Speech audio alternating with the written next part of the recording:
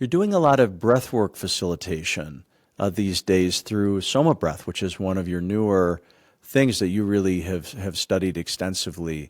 And you've been bringing some of that into our neurogenic integration classes, and we're going to be doing more with that and partnering with the Soma Breath organization. So it's super exciting. But so I thought maybe it would be good to hear, what has been really powerful for you about breath work?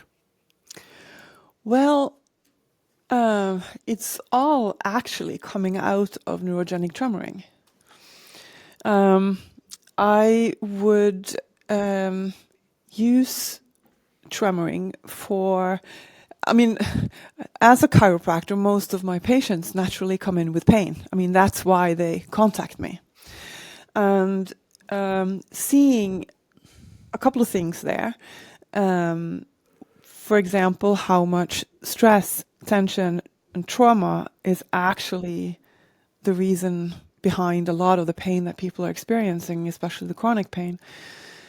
That was one aspect of me looking for other modalities and to figure out how to help in a deeper way.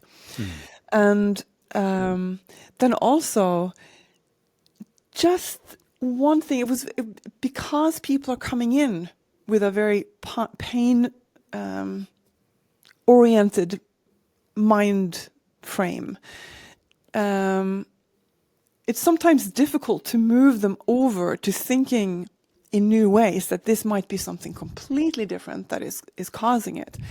So the psoas was like my entry point for many of these people.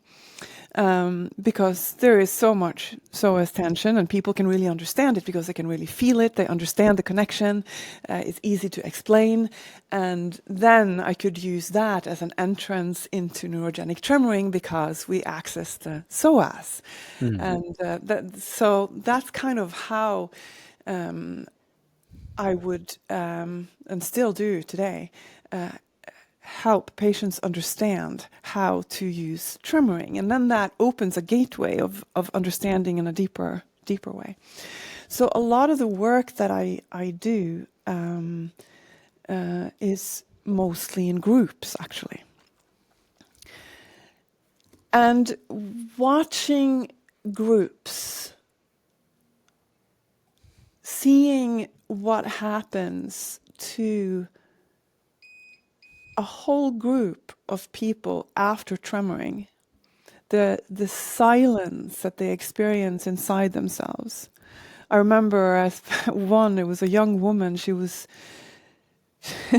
like, we were talking about it after, it was her introductory course, and she was like, I've never experienced a quiet mind like this. How long does it last? And it was just like, oh my God. It was like the longing on her voice for that inner silence was just touching very deeply.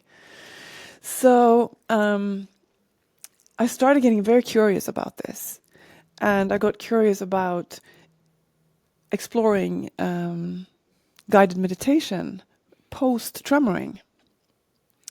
And as I was doing that, watching people's tremors, watching the breath, I realized that, the breath is really, I knew that from chiropractic work, but seeing it more, how it developed in people when we were doing groups and group sessions, and I could follow people over time, I need to learn more. So that kind of got me into heart math.